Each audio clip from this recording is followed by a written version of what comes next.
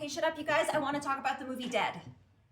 Happy 2026. It's another video about the inescapable forces of mortality. Do you like my new haircut? Dead, spelt in a way that only makes me a little bit mad, is an independent film written by and starring Isabella Roland, who nerds like me will know from Dropout TV, as well as from the HBO Max series The Sex Lives of College Girls. It was funded largely through Kickstarter and cast with a family and friends, had a limited but successful theatrical release. I myself was too late to get tickets to the, I think, 2 screenings in Toronto before it sold out, and is now available on demand at Dynasty.tv, Apple TV, Amazon, and YouTube. I don't usually come on here to sell you on a film, but I would like to encourage everyone to go watch this one. It's very much the kind of artist-led cinema I think we should be championing in the age of studio domination and algorithmic nonsense. So what I'm gonna do is tell you a bit about it and give my thoughts on the standout elements, a normal review, one might say. And at that point, I'm gonna encourage you to go watch it and then come back to this video so I can get on my usual bullshit and provide an over-analysis of the universe and its characters based on some throwaway jokes I was not supposed to take that seriously. Dead is the story of a young woman whose already tumultuous life is derailed when her estranged father dies and begins communicating posthumously with everyone but her.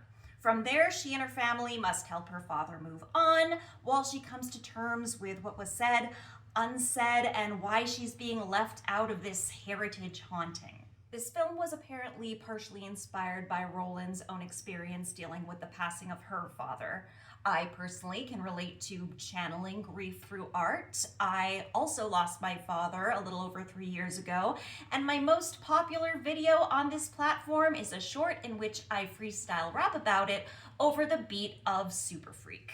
So, samesies. But that is not the only way in which family fuels this project. It is directed by Claudia Leno, Roland's mother, who also plays her mom, and many other family members appear in the cast. By the way, looking good, Claudia. When she first appeared on screen, I thought, I don't think she can realistically play the mother of adult children, but I stand corrected. She birthed one of those screen daughters. That's commitment. The writing of this film delicately matches the absurdity of the premise with a grounded sense of reality. The world feels lived in, the characters' relationships feel very real, probably helped along by those real-life connections. So even going in knowing the premise, the viewer feels appropriately surprised when a dead guy shows up in his ex-wife's mirror shortly after his death. The performances are likewise very balanced when it comes to portraying both the humor and the tragedy of the story. Many know Isabella Roland, as well as co-stars Vic Michaelis, Brennan Lee Mulligan, and a blink and you'll miss him, Zach Oyama, from the streaming service Dropout, where they typically create larger-than-life improvised content. As much as I personally rely on their weekly goofs for a good percentage of my dopamine, it's really nice to see them excel with a drier, darker humor while retaining their individual charms. And after last week's episode of Very Important People, it's also nice to be reminded that Brennan Lee Mulligan is not a giant alien baby sent to kill me. Vic Michaelis, Canadian, is particularly fun to watch, contributing their iconic ad-libs while giving a relatable performance as the eldest daughter and sister trying to keep this family together. Isabella Roland will make you cry as her character struggles to make peace with her complicated relationship with her father, and Joanne Astro is the kind of kooky delight anyone would be lucky to have as their on-screen grandmother. I will say Craig Bierko, who plays the deceased father Daniel, is a mugger. He mugged me in a dark alleyway. What I mean, of course, is that he makes a lot of big faces and has a lot of reactions that sometimes feel like a little bit too much, or at least don't match up with the tone that everyone else is delivering. But he is playing a character who is both established to not always be the most sincere or honest, and who is dealing with some pretty unprecedented circumstances. So I guess if anyone's gonna have a big reaction, it's the mirror ghost dad. Lastly, let's talk about the cinematography, the thing I'm least qualified to talk about. The visuals of this film have a charm to it I feel like I haven't seen in cinema in a while. Also, writing a script where one of the characters can only communicate with the others through mirrors seems like a mean thing to do to yourself on a low-budget film, but it ended up looking great. It was really fun, and it never felt like a shot was just set up a certain way so the camera wouldn't be caught in the mirror or the dad wouldn't be caught in frame outside the mirror. Or maybe I'm just woefully naive about how movies are made in the year of our Lord 2026 and it was all done in post. Either way, good job! Alright, now that I'm done talking about silly things like quality, those who haven't seen the film can go watch it, and those that have can stick around and listen to me talk about ghosts. This is far from the first piece of media to use the idea of ghosts and hauntings to talk about struggling to move on after someone's passing and being left without a sense of closure. This movie asks a lot of questions about what it means to say goodbye to someone you've had a very imperfect relationship with, and it doesn't provide a lot of definitive answers, not in an annoyingly ambiguous way, but in that it recognizes that every relationship is unique and you really have to find your own way to navigate it and achieve some sense of peace. I could talk about what this film has to say about complex familial relationships, especially in the light of a loss forever. But instead, I want to talk about ghosts, not as a metaphor, but as dead dudes floating around. Because guys, in this universe, ghosts are everywhere and no one is talking about it enough. When Tilly's family starts seeing her father Daniel in mirrors almost immediately after his passing, they are shocked in a way that seems appropriate. But is it appropriate? Because the more this family tries to unravel why Daniel is stuck on this mortal plane, even as his remains sit in a cardboard box in front of them, the more suggestions of other supernatural goings-on are breezed by. For example, Eric, the expectant baby daddy of Tilly's sister Violet, casually mentions that Daniel is not the first ghost he's seen, so much so that he is not even shaken by the appearance of his partner's dead father.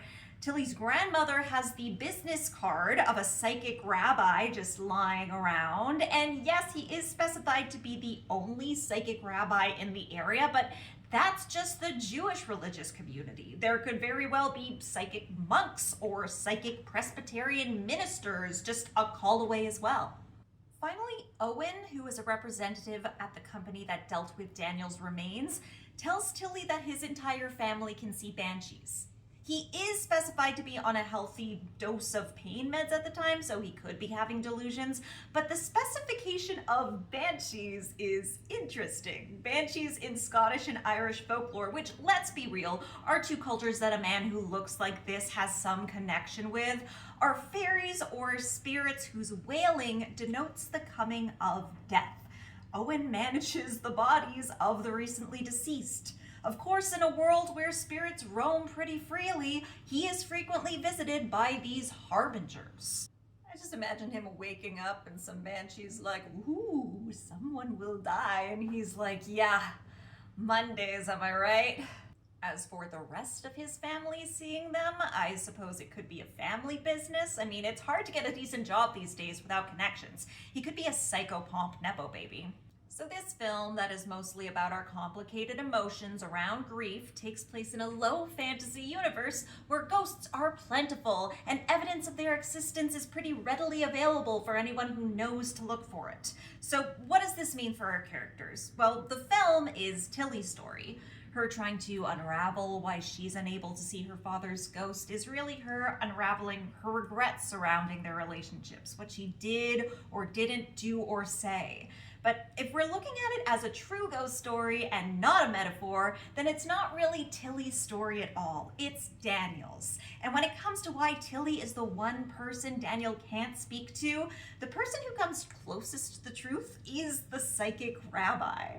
He doesn't get the details exactly right since he suggests that Tilly is the one person who has let Daniel go, which isn't really true.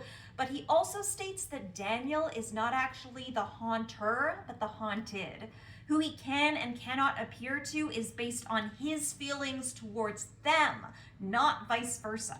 So I think the reason he can't appear to Tilly is because she is the person who is most like him and who sees him the most clearly. Not literally, that's the point. And that terrifies him because now that he is dead, it is too late to change anything.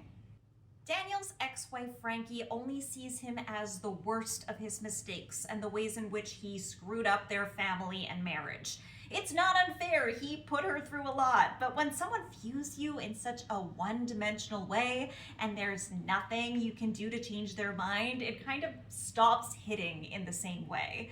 It's easier to face someone whose approval you stopped chasing than someone who you still have the potential to make things work with or lose forever. So it's easy for him to reach out to her as he clings to this mortal world.